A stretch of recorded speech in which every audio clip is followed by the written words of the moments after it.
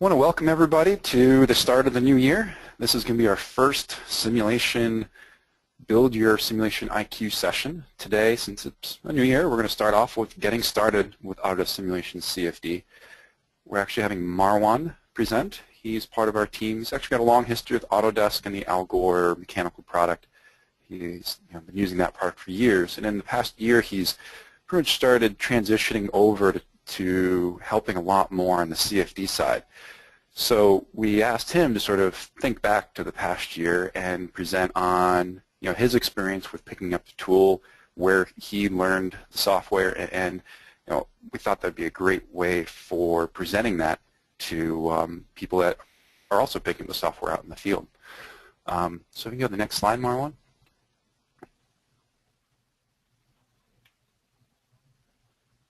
Here we go. So for most of the people that have joined, you probably learned about it at the forums, and we also sent out a whole bunch of direct emails, which we've stopped doing on at least a weekly basis. So at this point, if you know somebody that wants to join, you can send them that link of where do we announce, and that actually will list all the different webinars that we have going on. We have some with AutoCAD, with the different simulation products. There's also one going on for just general installation and licensing. This is actually going to be our 12th webinar for CFD, and we got a long list of ideas that are coming with the new year, and one exciting idea that will probably be a multi-week electronics model that will cross all the different simulation products. So cool stuff to come, and this is something that we all take a lot of pride and joy in. So next slide, Marlon. Okay, so in terms of November and December, we had a lot of different knowledge-based articles. These are articles that we write in the support side after we help you on a sort of a phone or web case that you've created, and sort of time for us to reflect on what question or issue you really had and then what the real solution was. So a lot of how-to type questions you can see there, as well as a few others. So I encourage you to go to this link or go to the forum and see all the new articles that are listed within this post. At this time, we do have some poll questions that I would like to just pull out, and we only got 4, and it's kind of just for us to understand what type of audience we have right now. Just so you know, right now we've actually got about 60 attendees, which just went to 61, so there are more and more people joining in as we go on. The first question that I have here is, I'm trying to understand a little more of what you're trying to do at your company. I'm assuming a lot of people who are joining are new to using CFD, and there's probably some that have been using it for a long time and joining in with other people that are picking up at their company. So this question is kind of asking, how many different what-ifs would you be doing at your company? If you're just trying to validate one model, that's great. If you're trying to just do a quick design change on a project, so maybe you're doing 1 or 2 different design changes, that's interesting. If you're really early in the design phase and you're doing like 20, 30, 40 different design changes, that's exciting, a lot to do. You can use the software to do that as well.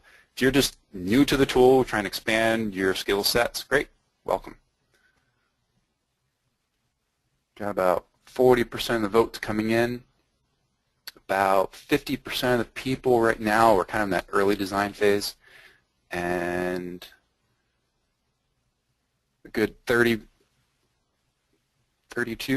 right now are kind of that unknown, just picking up the tool, growing the skill sets. Okay, so we're at about 75% voted. So let me close that out, and I'll share that with everybody, just so you can see, what kind of audience that we have. Definitely heavily in the early design phase, which is great. That's kind of the bread and butter of our user base. Okay, let's hide this one. This is more of experience at your company, your team specifically within your company with CFD modeling. Maybe you've just purchased, been using it for years, but you're new. Consulting for quite a few years, so you kind of outsourced it, and now you're looking to bring it in-house. Or you've got experience, and your team's got experience, and looking to see what else you can pick up in terms of maybe different types of simulations or what. Okay, so definitely heavily on the lots of experience in-house, but you're pretty new to this tool, which is great. This is a good fit for you then.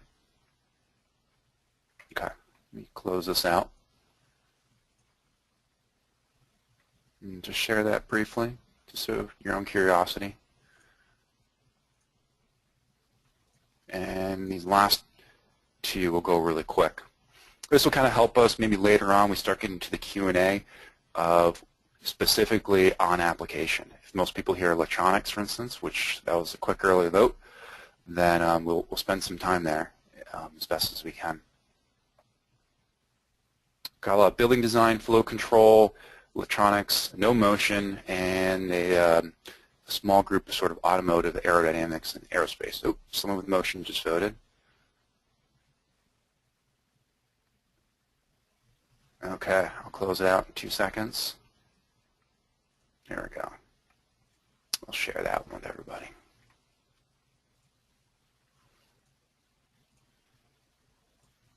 And this is more of, do you know how to get help? Between the forums, contacting support, where do you usually go?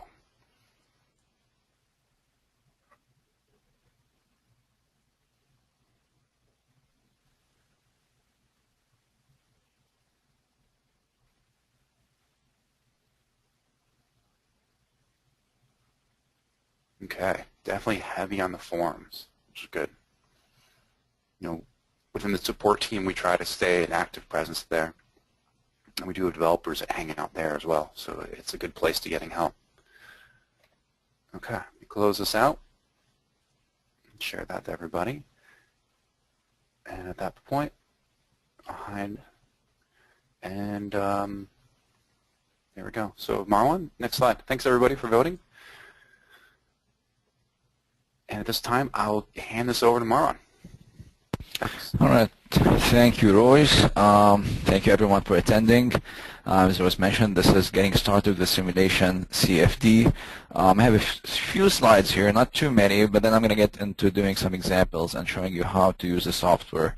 And I'm not going to get deep into any of the topics, but we're going to show you how to do some of these things. So in today's agenda, as you see, there's a lot of items to cover.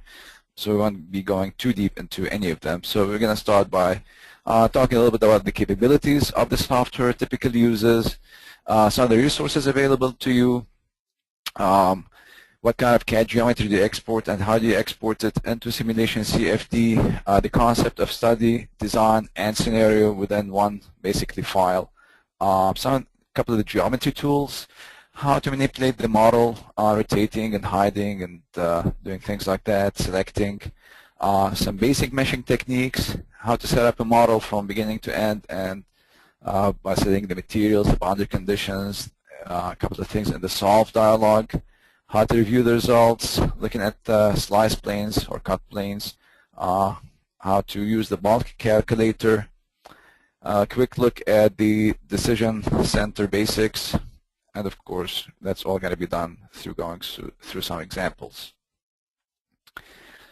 Some of the capabilities that you have with Autodesk Simulation CFD, you can do, of course, fluid flow, compressible, incompressible, steady state, and transient. And you can also do heat transfer, either alone or with fluid flow. That's also steady state, transient, forced convection, or buoyancy. You can model phase change, smoke extraction and visibility. You can do motion, you can do rotating machinery, and you can do free surface modeling. Some of the typical uses of the software is for designing valves, pumps, for electronics cooling, aerodynamics, HVAC, data centers, and process heating and cooling.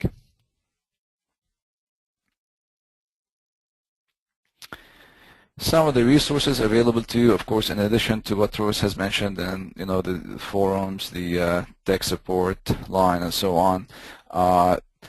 This is basically mostly the documentation, new user quick start, the tutorials that come with the software, the what's new in simulation CFD 2013, 2014, and 2015 that gives you kind of a historical progress of what kind of things we added and capabilities we added to the software. Best practices guide, and some of the sections and the user's guides as the GUI, graphical user interface, surface materials, turbulence models, salt dialog, of course, and many more. These are just examples to start out with. So let me just emphasize one thing. When Marwan started picking up the tool, the question is always asked, where should I start? And he had some experience with CFD, with where he was previously with an Autodesk. So really, we had him go into the new user quick start and go through all the tutorials. And even if the tutorial doesn't really cover an application that you do, it reinforces some of the clicks and picks. The tutorials don't necessarily answer why you're doing something. It's just kind of helping you learn a workflow. Once you kind of learn that workflow and you start understanding what's going on, that's when it's a good idea to go into the what's new, understand some of the progression of new features added in, where we're kind of going with the software. And at that point, pick the best practice that means most to you. If you do electronics, read through the natural convection portion of electronics. It's very deep, and it points to different parts in the help as you start reading through that. Then lastly, these 4 sections is usually where I point people to in the user's guide to really start reading through some of the different features, in terms of other parts of the user interface and so forth. So I just want to emphasize some of that a little bit. Sorry, Marwan, for chiming in. No, thanks, Royce. Next slide. The next couple of slides, basically, where can you bring in a model? Some CAD formats you can import. This first slide shows you the CAD package that you would need to have the CAD package installed on your computer to be able to import the model. This would be Autodesk Inventor, Autodesk Revit, Autodesk Fusion, PTC, Pro E, Creo, Creo 1.0, and so on, UGNX, Unigraphics, SolidWorks, and SpaceClaim. So for those, you would need to have the software installed on your machine, the CAD package, that is. Some other CAD formats which would support direct import, PTC assembly, PTC chart, and so I'm not going to go through all the list, because we're going to make this available to you, and this is actually also in an article that is available in the knowledge base. But these slides will also be available to you. Just for the sake of time, I'm not going to go through all of them. Before we get into the questions, of course, we're going to go through some examples here. I'm going to minimize my PowerPoint presentation and go to some models that I have here in Inventor. So this is a one-part model. So of course, when you are doing, let's say, a fluid flow, you want to have your fluid domain modeled as a CAD, either as a CAD part, which is what you have in this case. This would be the fluid flowing through some valve. So we're not really interested in the valve itself. We're interested in the fluid inside of it, the volume of the fluid, and this is what this CAD model represents. And in the next example, I'll show you if you only have the body of, let's say, we're going to have like a Y junction, how to generate the fluid inside of simulation CFD. But for this first example, I have the fluid that is flowing in the valve. Model here is just a one-part model. I will click on simulation here and go to launch active model, at which point it's going to fire up simulation CFD and present me with this dialog. The study name is the same name as the file here, which is just valve. So you can see we have study, design, and scenario. The study is basically the overall file name. Under that one file name, you can have multiple designs, and under each design, you can have multiple scenarios. So the difference between one design and the other would be a different geometry. Okay, so you can model, well, what if I change the geometry? What's going to happen? Under each design, you can have different scenarios where you can change the boundary conditions. Well, what if I change the temperature? What if I change the flow? What if I, keeping the same geometry but different boundary conditions, or materials for that matter. So basically you have 3 levels here. The biggest level is the study. Under that you have designs, and under that you have scenarios. You can keep those as a default, or you can give them different names. That is up to you. I'm going to stay with the default names and click on launch. And when I click on that, I'm going to see my part here, my volume, appear in simulation CFD. And here it is. If you're familiar with, let's say, how Inventor works as far as rotating and panning, simulation CFD is set up the same. If you click on the mouse button and drag it, it's going to pan the model. If you hold down the Shift key, click on the mouse wheel, and that will rotate your model and so on, and you have the view cube. Up here, you got your geometry tools, which we're not going to use for this example. Materials, boundary conditions, initial conditions, mesh settings, if you have motion, and the solve. So they're laid out logically here. So as such, the first thing I'm going to do is set the material. You can see that it is set here to unassigned. I can select the part, which is one part only here, and click on edit. That's one way of doing it, or I can click on the edit button up here. Either way, when the part turns red, it indicates that it is selected.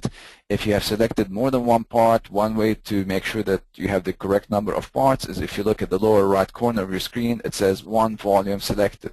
Or let's say if you had selected surfaces, it's going to tell you how many surfaces you selected. You know, it's a sanity check to make sure that you didn't select more or less than you need to select. Again, not applicable in this case, you only have one part. Click edit.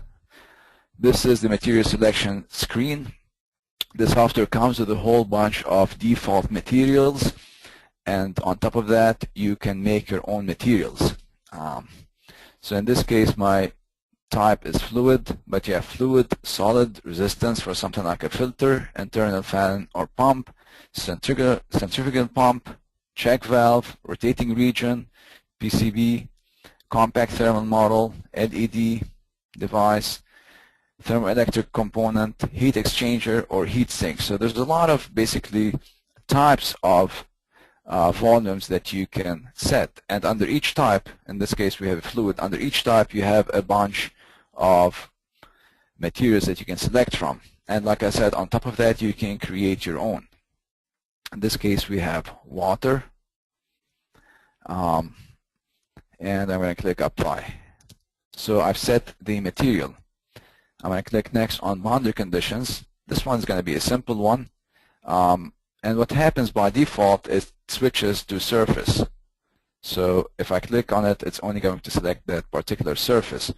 I'm going to click on that surface, and I'm going to grab the edit from here, and in this case I'm going to set inlet velocity. You can change units, so you can have different unit for each and every boundary condition. So you don't have to follow the overall unit system in the model, and hence you don't have to make conversions on the fly and subject yourself to possibly making a mistake with the conversion.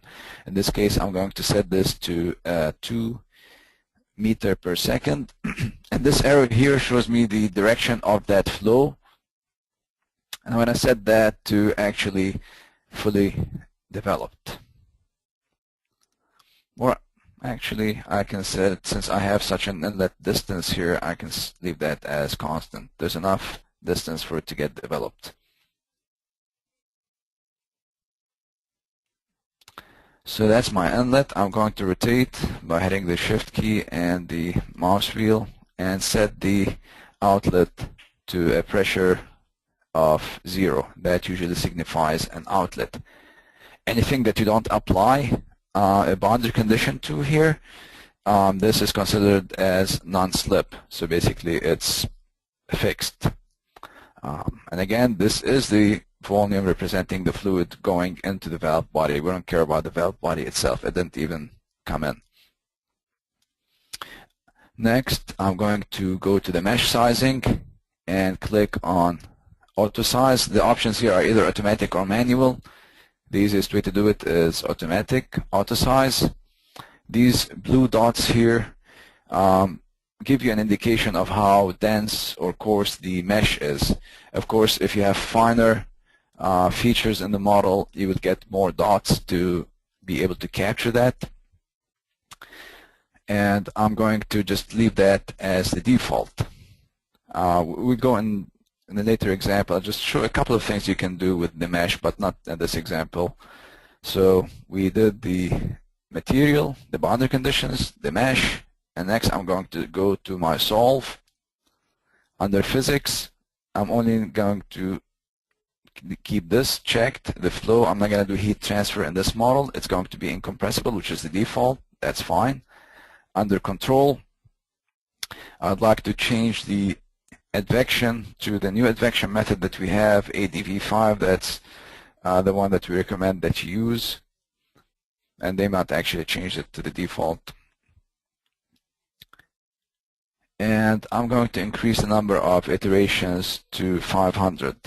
It will stop once convergence is reached, so it doesn't necessarily go up to 500 iterations.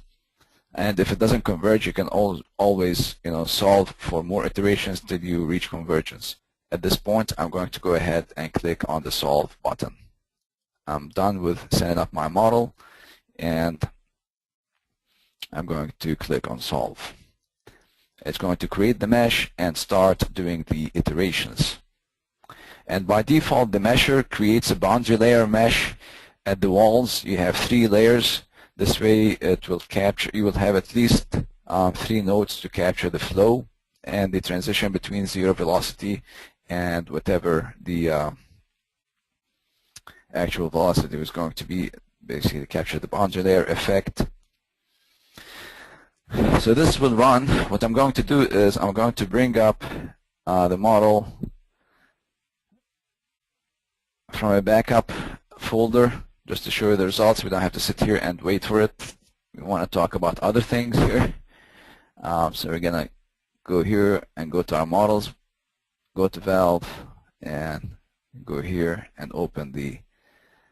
So you can see there's only one design here. If you had more than one design, you'll see more folders. And we're going to open this. So this is basically set up the same way. It converged at 440 iterations. The convergence plot, I'm actually going to stop this here. And if I click on the results tab up here, that's where I would see my results. So if I'm looking at it in this view and I'm looking at the velocity, everything is at 0. And that's to be expected because I'm looking at the walls. If I rotate this, this is my inlet velocity. And if I rotate it over here, that's my outlet. Nothing too exciting in this view. Really what I want to do here is I want to go to planes and add a slice plane. And by default, it added a splice plane perpendicular to the x-axis. So what I can do is I can, when I select that plane, the outline turns to yellow, from red to yellow. I can left-click my mouse, and I want a slice plane actually perpendicular to the y-axis. So I select y, and I get something like this. So if I look at it from the top, I'm slicing the model basically in half. And now I'm looking at the flow that looks more exciting than the previous view. So now I can see the flow inside this valve. And if I, again, click on the slice plane and click on the edit slice plane, I can do a bunch of things here. Some of the things you can do is you can show the mesh if you want to look at what the mesh looks like. So you go to shaded with mesh, and you can say, okay, that looks good, or maybe that doesn't look good, depending on your application.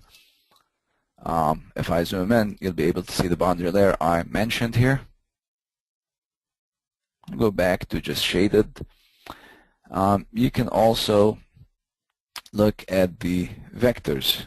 If I click on vector settings, right now it's not showing any vectors. I will change that to velocity vector, and it will show me the velocity vector in addition to the shading based on the velocity. If I don't want the shading, I can go back and just go to outline and look like this. And I can add more vectors by moving the slider down the grid spacing. So it'll show me more and more vectors.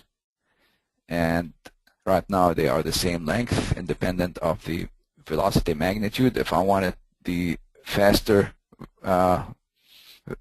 velocity to show as longer vectors, I can click on length range and play with these lengths here. So where you have faster flow, you're going to have longer vectors.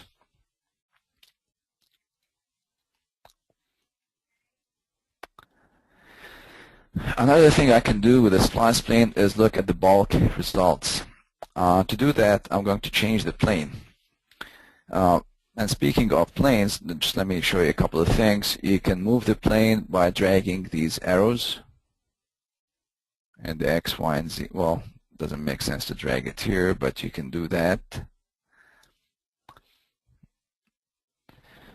Also, if I left click on the plane and click this button here, align to surface, I can align it to the inlet or to the outlet. So now I aligned it to the inlet, where I can use the bulk calculator to, let's say, calculate the mass flow and whatever units I want, let's say kilogram per or pound per hour. And if I click calculate, it's going to give me that value, how many pound mass per hour. I can request any of those output results. In the next example, since we have temperature as well, it'll be more interesting to see what kind of results this bulk calculator gives me. Again, if now I don't want any slice planes, and I can add more and more slice planes if I want, and I can remove them. I moved it, and now I'm going to display this entire model as shaded. So basically back where we started. That's all for this example. I'm going to show us the next example. The next example here is not this one. It's this one. It's like a Y valve. And this, the CAD model shows you the actual valve. The fluid volume is not modeled here.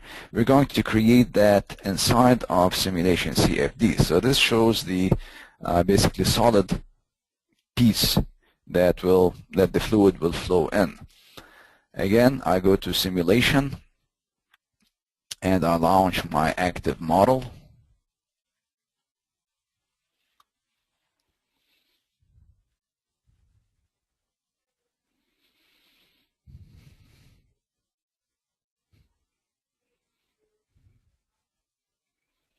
We're going to go back into this just in 1 second here. I'm going to X out of it, this geometry tools.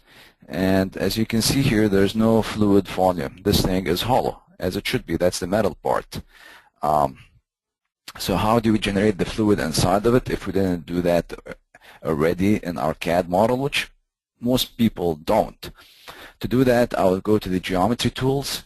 And basically what I need to do is I need to plug these 3 holes, create surfaces to plug these holes, and then I can generate the volume inside once it's watertight. That's going to be quite easy here. I'm going to go to void fill, to the void fill tab here, and select edges. So I'm going to select this edge and build the surface. Zoom back in and select this edge and build another surface. Then rotate it. And lastly, select this edge and build a 3rd surface. So I built 3 surfaces.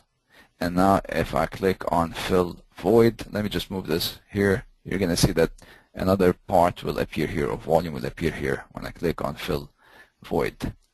And this Marwan, one, while that's yes. going through, one thing I just want to point out, somebody that's new to the software, and let's say you bring up this geometry tools window and you don't really remember the workflow, pretty much in every single window or widget that kind of floats, you'll see a little blue question mark. So right below the build surface button, you'll see a blue question mark. All these are context sensitive. So if you click on that, if you do that right now, that'll bring you right to the online help system for using the void fill tool. Talk about when to use it, how to use it, and things like that. One thing I do want to emphasize, this is a handy tool for when you bring in geometry to get the fluid volume on the inside. I don't consider it the most robust workflow if you're doing a lot of design. If you're just doing a one-off, it's great. If you're doing design changes, I would encourage you to actually create caps inside of CAD so that you don't have to keep doing this every single design change, because this doesn't really go from one design to the next all that well. So I want to kind of make people aware of that. So there are 2 workflows. If you bring in a cavity into CFD, it will automatically generate that extra volume for you. So I'm just trying to save you some clicks. Yeah, if that cavity is watertight. Right. Right. Yeah, and that's why you would add those caps to make it watertight, and then this volume that I just generated would be automatically generated, and you won't have to do that. Right. And sometimes you don't maybe even have that edge. If you have some kind of spherical surface or rounded surface, you might not be able to grab an edge. And of course, then you can suppress those caps and get them out of the design. So right now, again, in this case, I'm only interested in the fluid, but still, I would need to specify a material for the pipe itself. It's going to be solid, and anything would work really. Let's say aluminum. Doesn't really matter. And the fluid is going to be, in this case, water. Oops.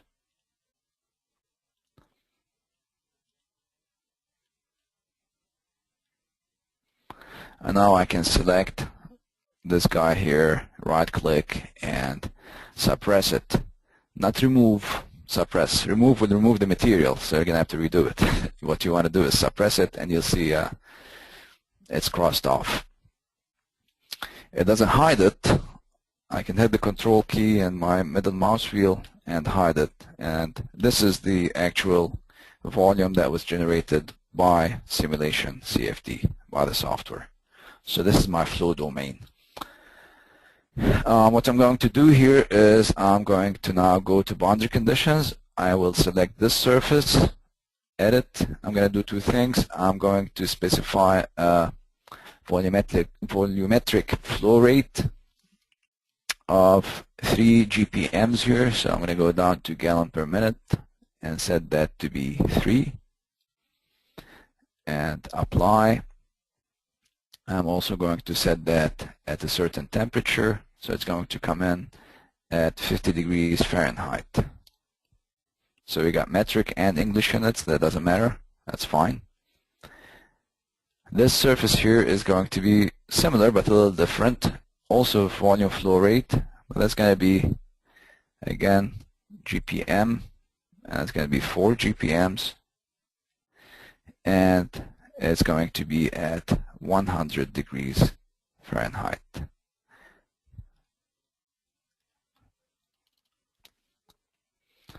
So these two are my inlets. I will rotate. Now if I try to solve this without specifying an outlet, you're not going to really get anything out of it. To specify an outlet, we typically set the pressure to be equal to 0.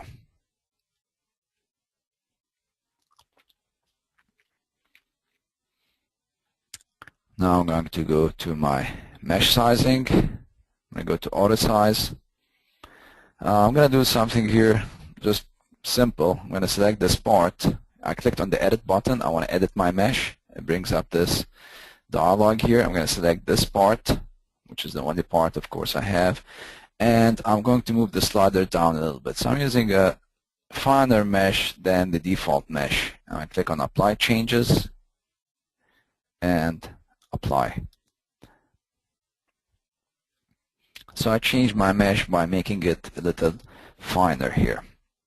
Another way of changing the mesh would be perhaps to define a refinement region, a volume box that you would have a finer mesh. I'm going to go to my Solve dialog.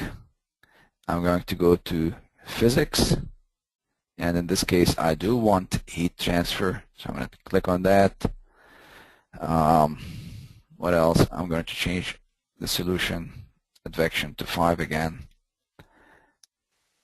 and also change my iterations to 500, even though it might not go up to that many. And I'm ready to solve now. So I click on the solve, and what you'll see is it's going to generate the mesh.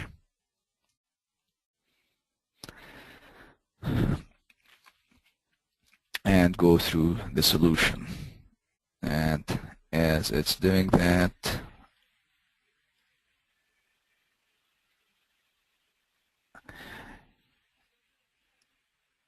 I'm going to go ahead and open the one that is already done so we can look at the results.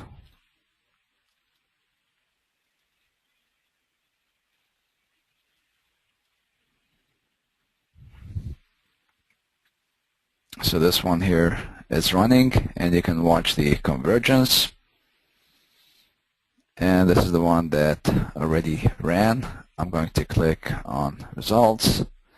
And in this case, I already specified a slice plane. Let me go ahead and get rid of it and go to view shaded. So that's what it's going to look like. This is my velocity. It's faster here than it is up here. I can go and look at the temperature by just going to result, go back to global and look at the temperature. So this is what the temperature looks like.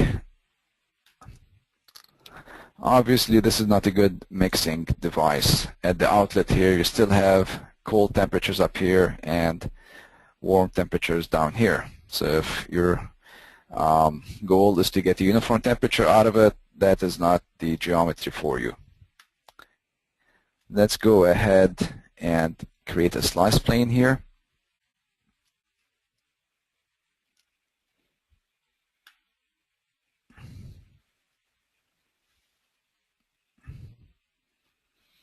Now this is not going to look too different than what you see on the outside. I'm going to create a slice plane perpendicular on the exit plane here and look at the temperature using the bulk calculator, which gives you a weighted average based on the mesh size. So when I click on this, rotate my model and select this plane, and then go on bulk. I can look at the volume flow rate and the temperature. I'm going to change this to gallons per minute and degrees Fahrenheit and click on calculate. Volumetric flow rate is 7 gallons per minute, which is good. That's 3 plus 4. And my temperature is about 78 degrees Fahrenheit. An average temperature here. Of course, it's not nicely distributed.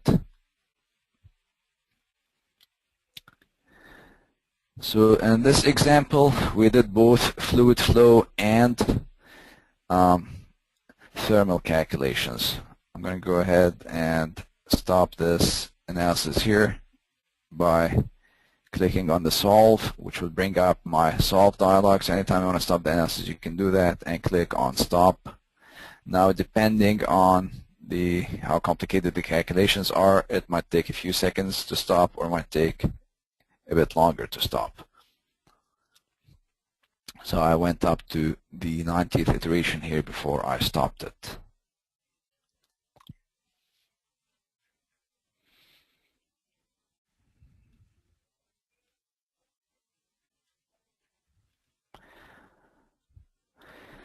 Now my third example might be more interesting than these first two. And this example is of some electronics enclosure. So what I have here is a box. If I hide that,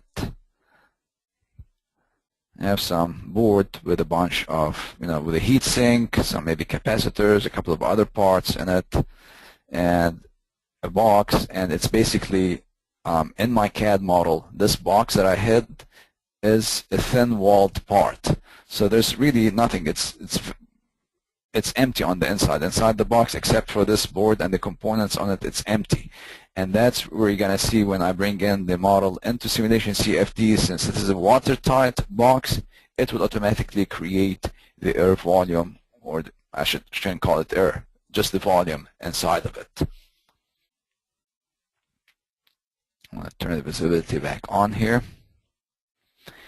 And again, I'm going to go to Simulation, Active Model, and click OK.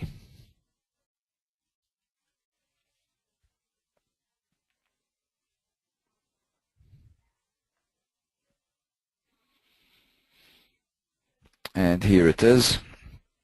So this is my box, and if I hold down the control key and click on the mouse wheel, it will hide that part. And this part that appeared under it is this volume 10, and that is the volume that was generated automatically by the software, since the box was a watertight box. And if I hide this, I'm going to see my board with the components on it. One thing I've found useful to do sometimes would be to group certain parts together. This way you can hide them easily and show them easily and edit them more easily. To do that, I select them.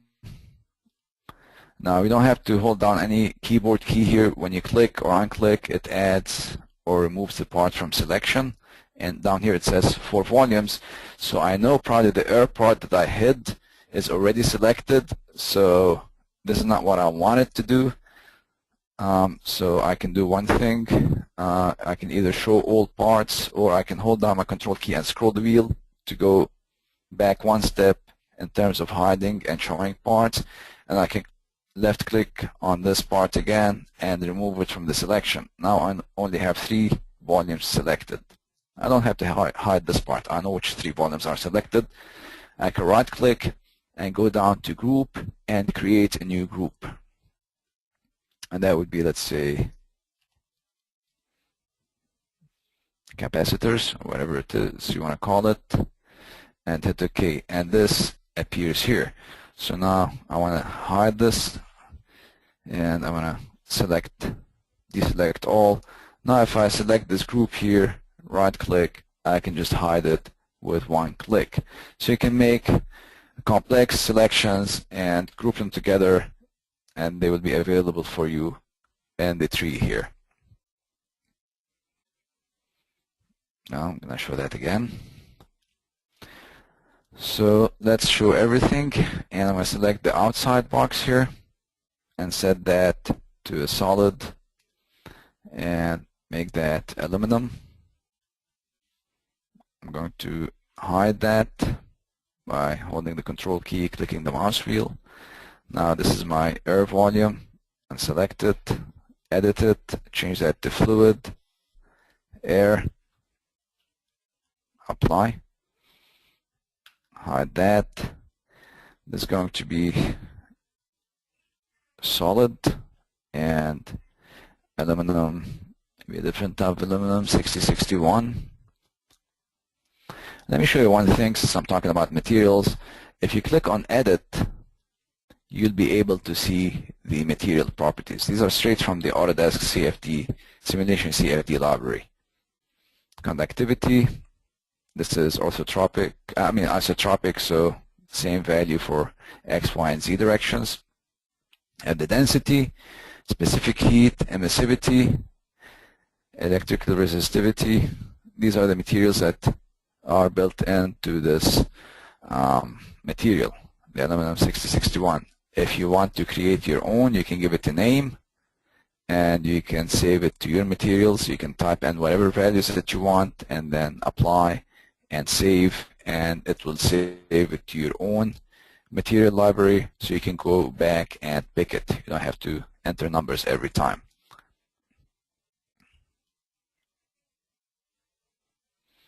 This is the case for any kind of material.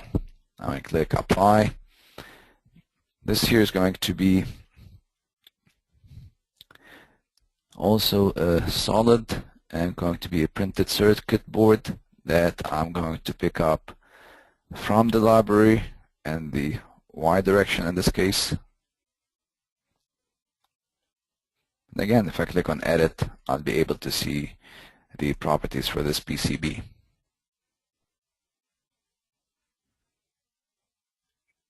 And if you go through the tutorials, it will show you how to create your own materials.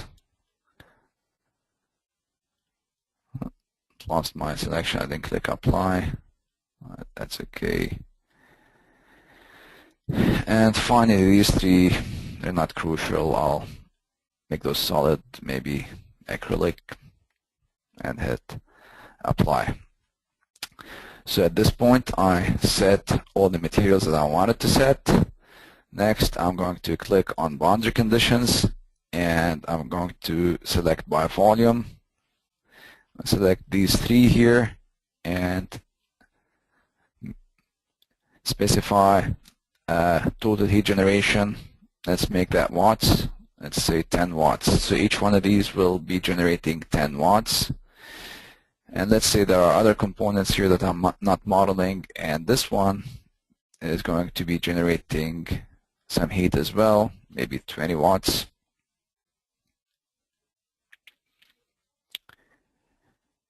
Next, I'm going to show the air volume.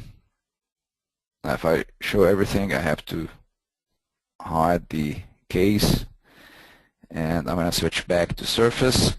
These are going to be my outlet here. So I'm going to select those two and set the pressure to 0. I'm going to rotate the model. I think I showed the outside again. I'm going to hide it, and I'm going to go back to surface, select this surface, apply a certain flow rate, 50 cubic feet per minute.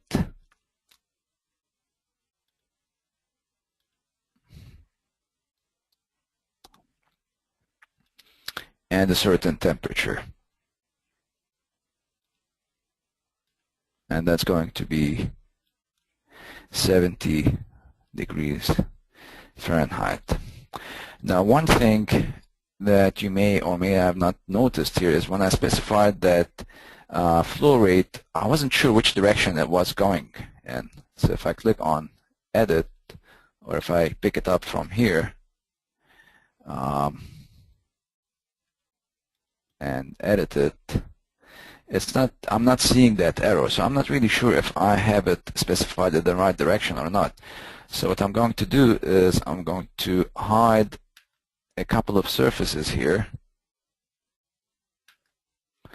and rotate the model and go back to editing this.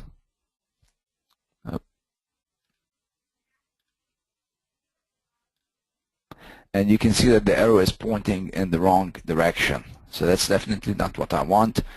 I'm going to click on the direction here to reverse the normal, and now it's going in the right direction.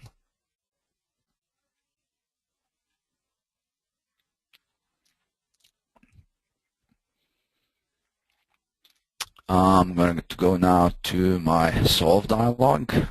Again, I will want to check heat transfer, and I want to check auto forced convection. What that does is it won't do any thermal calculations until the flow calculations are done, because in this case your temperatures are not going to affect the flow, whereas the flow is going to affect the temperature. So there's no sense in wasting time and doing all the temperature calculations as you go along. Let's just wait for it to finish the flow calculations and then automatically kick in the thermal calculations. Go back here. Again, maybe change that to 500. That's my number for the day. I'm going to go to solution control, ADV5 again. And that's all that is involved in setting this model up. If I click solve, it's going to go through the calculations. Again, it's going to match the model first, and then you'll be seeing the convergence plot. I'm not going to go through that. I'm just going to bring the one that is already solved with the same exact setup.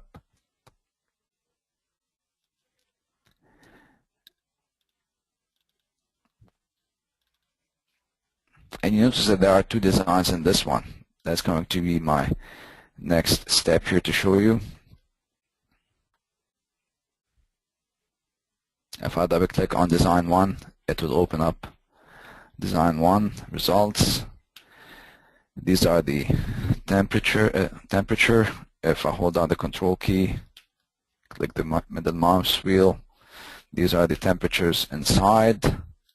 So these two guys are the hottest at 126 degrees Fahrenheit. If I add a plane,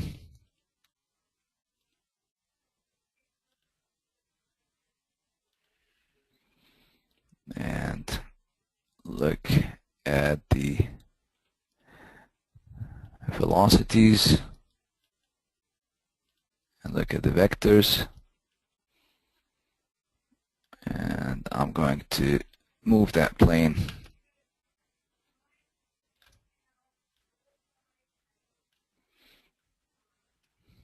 I was hiding the air volume. That's where the fun is. And here's the, so that's design 2 actually. I'm sorry. This has 3 outlets. So what's the best way of, so if we go back to design 1 and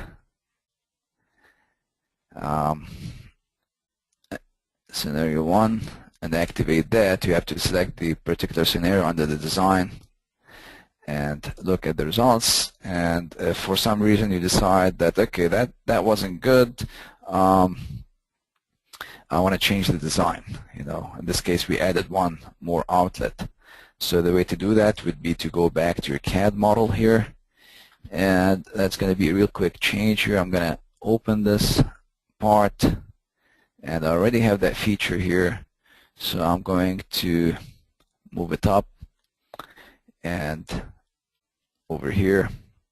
And what you do, I'm not going to go through the setup and everything. All I'm going to show you is how to just import it into here. I'm going to clone this design into a design number 2. So I cloned the design, and back in my model here, I'm going to save this case and close it, and this is my assembly. I'm going to save it, and when I go here in the simulation active model, I'm going to update design study. I'm going to say, okay, update my design 2.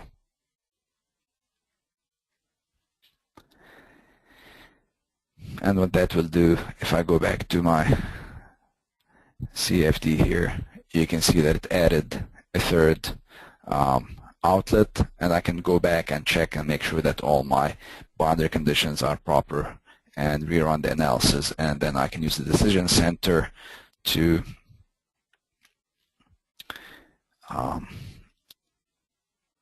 you know, I can create images and compare side to side. If I go to view here, the results from design 1, and in this case, it's my design 2, and I can compare them side to side. And there's a lot we can talk about here as far as decision center, but we're not going to do that due to time limitations. But that's a very good way of comparing designs or scenarios side by side. Not just images, also output the results, numbers basically. I think we're running out of time here, so I'll leave the floor open to some questions.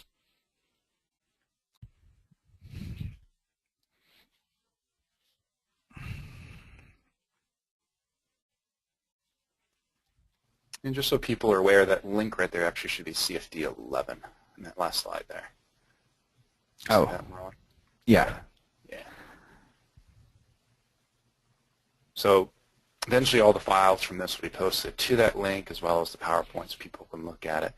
One thing, as people type in questions in the background, you know, I know there's John and Apollo are all there. Yeah, John Liu, this will be posted within that link, so you can download it as soon as we get it up there. So probably check back tomorrow, and it should be there. You're welcome. I'm actually going to show one thing here. Actually, Marwan, can you go bring up the software again while questions come in? One thing I just want to highlight is at the very top, so there's, of course, the setup and the results ribbon, which are used all the time, and view a little bit. But there's also the Start and Learn ribbon and the Community ribbon. So if we go to Start and Learn, this is where, you know, if you're brand new to the software, you can find the Start here, and that will kind of bring you into the help system, and it has a collection of a lot of those resources that Marwan talked about, as well as a whole lot of other links. The Learning Pass was an interesting idea we put out, I think last year's release, that allows you to go through, and it kind of gives you a path to follow and kind of check off boxes. So it's a good way to kind of see what your progress is or where your holes might lie. Just bring that up. So it's kind of an interesting way, going from quick starting, going to the user face, and so on. And it kind of collates all the different topics under that. So if we minimize that,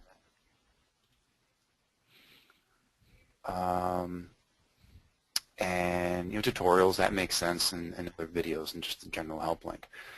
So that's where, if you open up the tool and you have no geometry, you start there. Under community, if you have no idea how to find help, or you just need some sort of guidance, there's two buttons in here. One that takes you right to the forums. You register an account and just start adding to the community.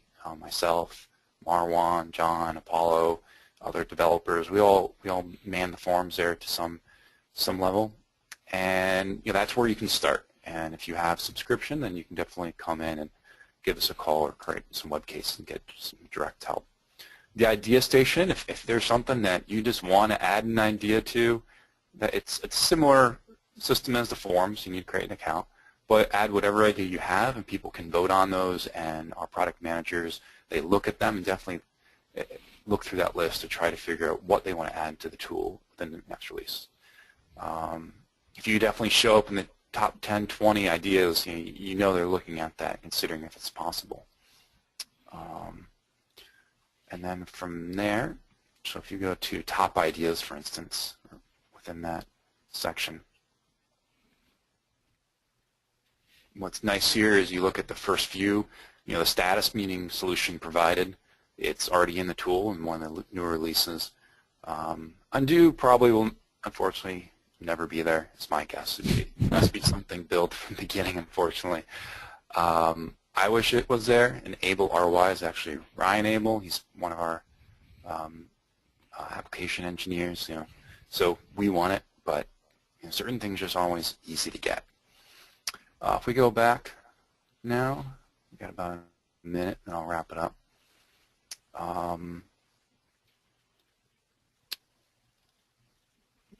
Not too many questions today. I thought there'd be more coming in. There's a lot of different things we could talk about with getting started. Marwan took it as a sort of demonstration of the tool, which is great.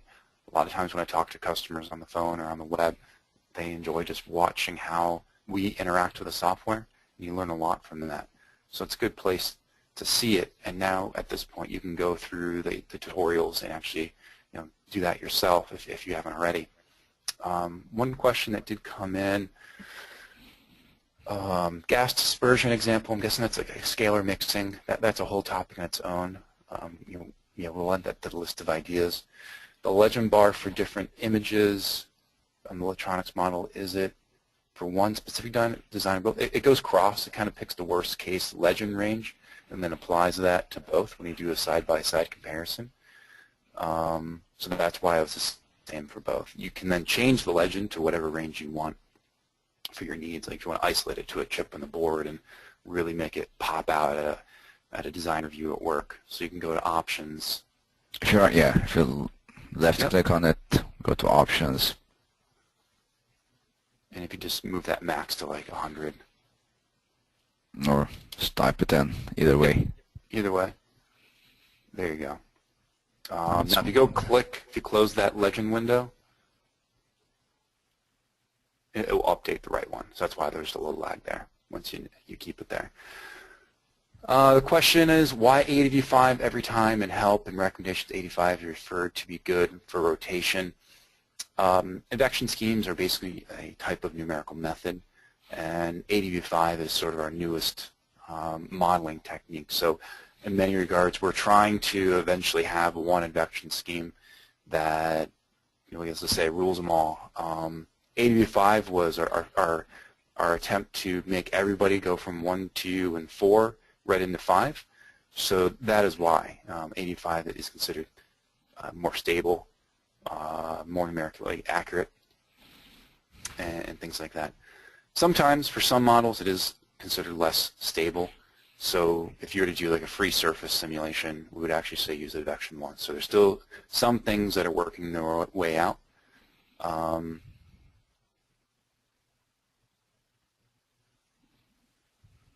Yeah, so remember, question just came in. I saw Paula respond back about results mode. Can we select by group? You need to set up the groups within the kind of pre-processor first so that it comes over in the post-processor. You can't set up a group in the results because it's brought through from the solver.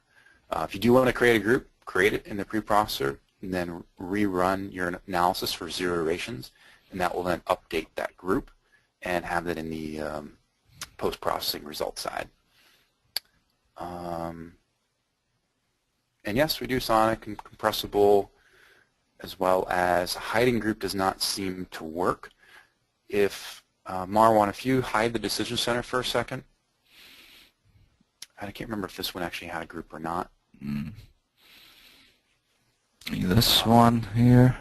Yeah, did you have groups? You didn't have any groups in here. One thing you can do if you go to the results mode at the bottom, and if you actually look at a results visualization discussion, I think it's the very first one we had about a year ago, we did go over this in a little bit more detail, so it might be a good one to watch.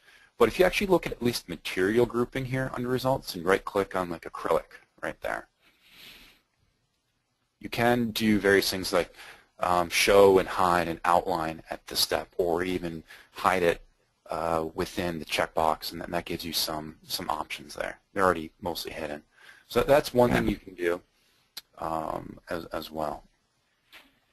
Within the setup, same idea. Once you have the group set up within the preprocessor, you need to right-click in that actual group and then show hide within the volume setup or isolate. Okay. At this point, we went about 4 minutes over. We had a few questions that kind of came in at the last second. Again, I want to thank everybody for joining and Marwan for the presentation. We'll have another CFD webinar in a month.